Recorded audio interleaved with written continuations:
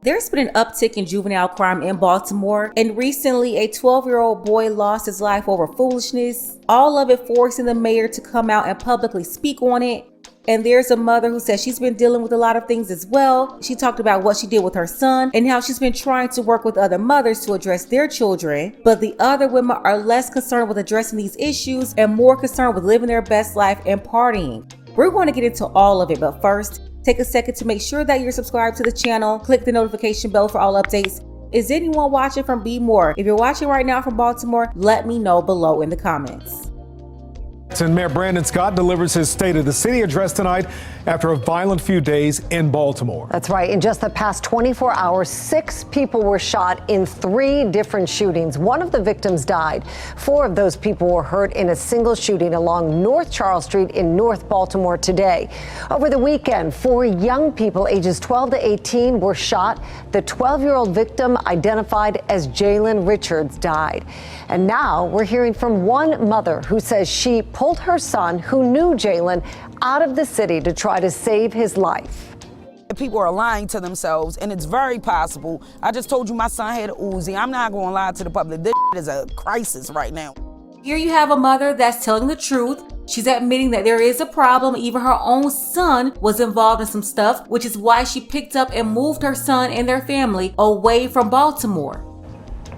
Mackenzie Frost spoke with that mother. We'll have her story coming up in a few minutes. Jeff Abel has what the mayor said during his State of the City address tonight. Our team coverage begins with Keith Daniels. Keith joins us live with more in regards to what we know about Jalen Richards and how the community is coming together. Keith? Well, Kai, school officials say Jalen Richards was in the 6th grade. He was a student at Westport Academy Elementary Middle School, and tonight he's one of the city's youngest homicide victims.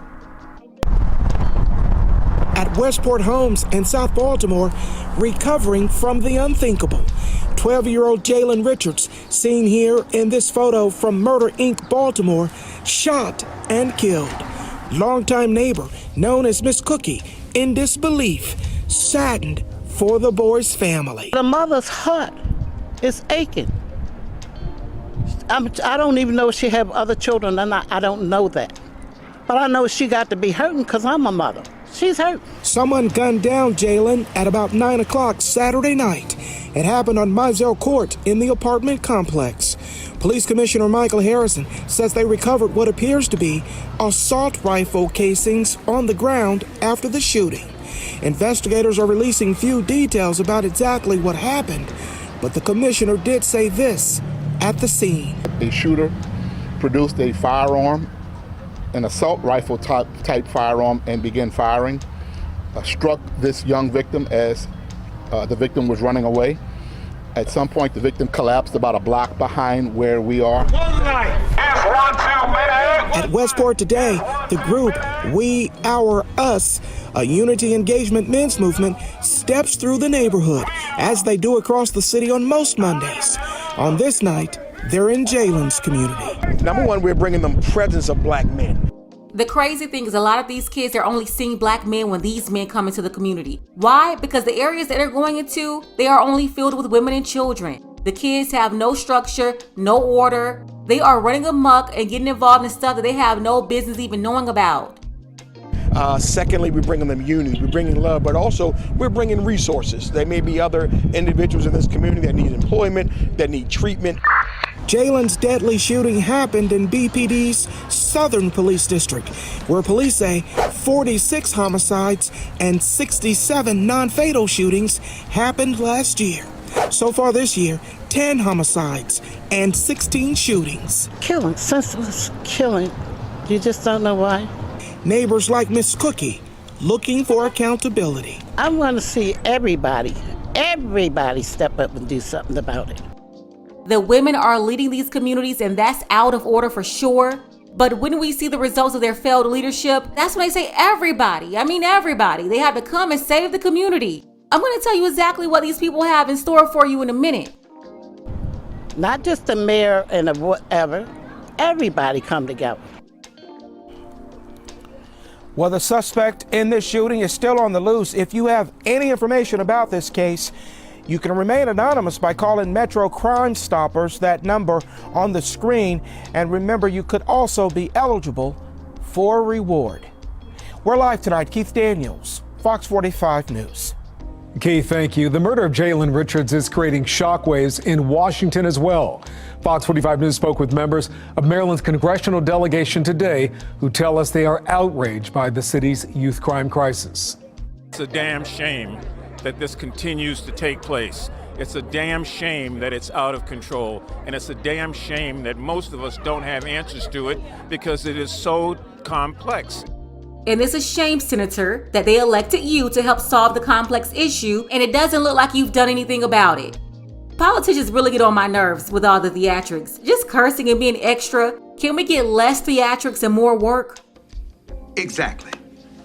In terms of law enforcement, Senator Cardin and I have been working with the Justice Department to get more U.S. attorneys to Baltimore and get more ATF officers to Baltimore to address the issue of so many guns on the streets.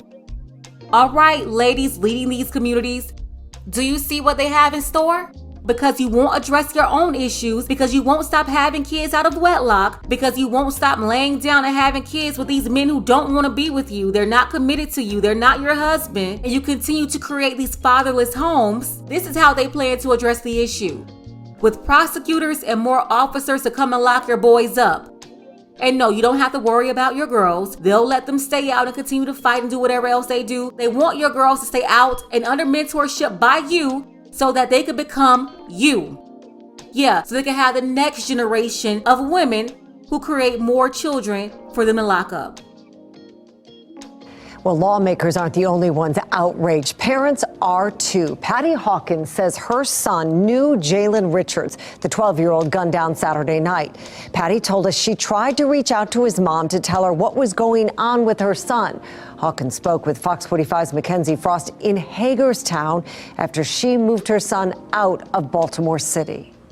Look at why this is happening. Sitting in a park some 70 miles outside of Baltimore City, Patty Hawkins talks about fights her son Khalil was getting into while going to and from school in Baltimore. These kids are beefing over the game, and then you have other adults intervening in the situation, and they're instigating it. She says Khalil was jumped and robbed.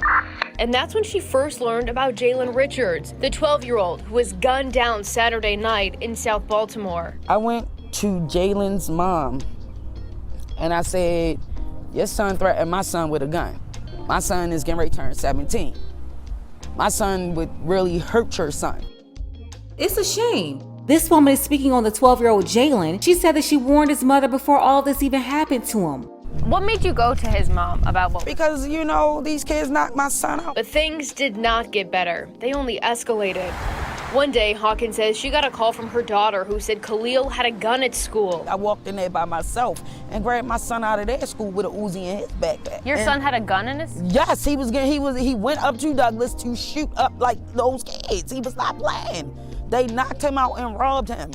All because he doesn't want to be in a gang. Her son refusing to tell her where the gun came from. She turned it over to Baltimore police and moved her son to Hagerstown. But before uprooting the family, Hawkins says she tried to meet with several parents of kids who were having problems. Out of these 16, 7 of them are gone now. This is why I'm doing what I'm doing now. It's a crisis. I don't know how else to look at it. But not much was done. Hawkins describing a lack of interest from some parents in their kids' lives. This is getting crazy, and I'm recognizing that the parents care more about going out to clubs, partying.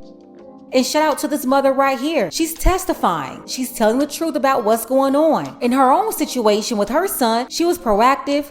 She moved her family away from the city and even got the police involved. But she said these hyenas, they are not interested in doing anything about it. They want to be in the streets, they want to party, and stay laid up under multiple men to get pregnant again.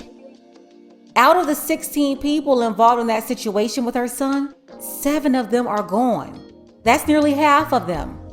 And I've been pounding the streets with this situation with other parents. That concern echoed Monday this morning by Mayor Brandon Scott and City State's Attorney Ivan Bates. We have adults in our city who are failing to set an example for our youth. They're your children. You have to raise your children. We have to do our jobs as your leaders But parents, we ask you to help us as you do your jobs as well. But how to hold parents accountable for their kids and their actions remains the unanswered question.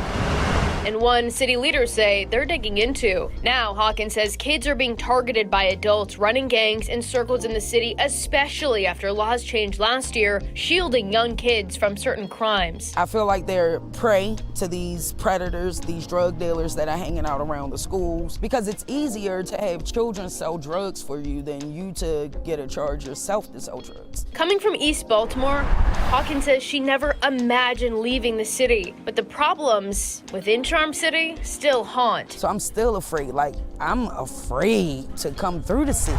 Now calling Hagerstown home, Hawkins sits in a park with the sounds of kids playing in the background. While some young people in the city are not running around, playing and being kids. You can't imagine one of them being a killer. I can. I really can. Hawkins says this juvenile crime trend is a parent problem first, but she says city schools and police need to intervene when there are things going on to prevent this violence from escalating. In Baltimore, Mackenzie Frost, Fox 45 News. It's definitely a lot going on here. First, there shouldn't be dealers lingering outside of the schools. That's where the mayor should be putting more money into law enforcement to make sure that they're cracking down on those activities and those guys coming up there to recruit students. I also agree with Ms. Hawkins here, who said the solution starts with the parents. As a parent, you have to be proactive and raise your own kids. As far as what can be done to hold parents accountable, you have to take away those incentives. Just like they created benefits to divide the family or encourage women to raise children alone, they need to create incentives to keep families together. Stop handing out food stamps and Section 8 left and right. If these women knew they had nothing to fall back on, they would not be laying down and creating these babies with men they let have unprotected relations with them that are not committed to them. It's easy to be reckless, and you can also say it's encouraged because they get benefits for it. The ones who are getting married and then wrecking their own homes, stop allowing them to get divorced for no reason. The government is 100% behind this whole scam because they allow these same women to take men to divorce court or child support court. They are even assisting them with parental alienation. So yes, it is a complicated issue, but it can be solved if the people elected did their jobs. I'm talking about at the city level, county, state, national. Even before all of that though, you have to have parents who want to fix their own problems that they are responsible for creating. Let's go ahead and get the conversation started. Special thank you to our brothers Lamar and Darius. I appreciate you all for your support. Don't forget that you can support this channel as well. Links to Cash App and PayPal are below. Ladies, fellas, want a balanced analysis, want the truth from a woman's perspective? Then you're going to want to subscribe to this channel and don't forget to like and share.